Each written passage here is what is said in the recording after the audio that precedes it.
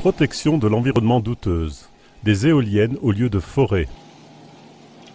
Nos principaux médias véhiculent l'idée que des mesures de protection du climat protégeraient aussi automatiquement notre environnement.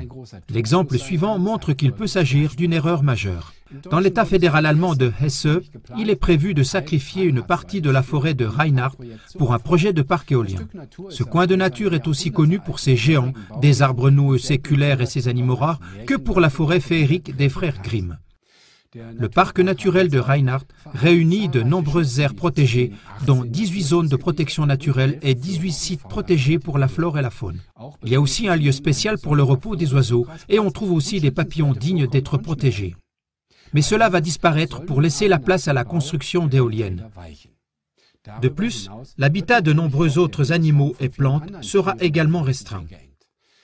En effet, à partir de 2020, environ 120 000 arbres seront abattus sur une superficie d'environ 800 hectares pour installer dans cette zone 20 éoliennes d'une puissance de 5,6 MW.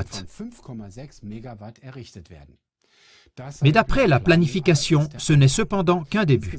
Au total, plus de 50 éoliennes seront érigées sur cette grande surface d'environ 2000 hectares. Cela correspond à la taille d'environ 3000 terrains de football.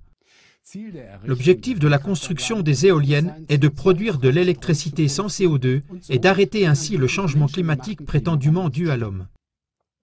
Cependant, la nature et l'environnement sont considérablement affectés. Il y a des années, le Parti vert et des militants écologistes ont fait campagne en faveur de zones forestières qui devaient être déboisées en raison de la construction de sites de production ou de l'expansion de voies de circulation. Ils ont pris grand soin de répertorier les espèces animales, insectes ou plantes extrêmement rares et donc dignes de protection, dont l'habitat se trouvait précisément dans les zones concernées. Premièrement, en 2010 par exemple, un tunnel de 4 km de long a dû être creusé dans le nord de la Hesse lors de la construction d'un tronçon de l'autoroute A44. Mais il y avait environ 5000 tritons crétés dans cette zone. Cette mesure de protection a coûté aux contribuables environ 10 000 € par spécimen. Deuxièmement, depuis 2013, l'escargot planorbe, un délicat petit escargot menacé de disparition, bloque la construction d'un parc industriel de 100 millions d'euros dans le quartier de Bergerdorf à Hambourg. Parce qu'il n'est pas certain que cette espèce d'escargot puisse être réinstallée ailleurs. Troisièmement, l'exemple le plus connu date probablement de 2010. Dans le projet controversé de la gare de Stuttgart 21, on a découvert que les arbres qui devaient être abattus abritaient le scarabée pique-prune, une espèce animale menacée. Les arbres n'ont pu être abattus qu'après que la compagnie des chemins de fer allemands eut respecté toutes les réglementations extrêmement complexes en matière de protection des espèces. Mais revenons à Hesse.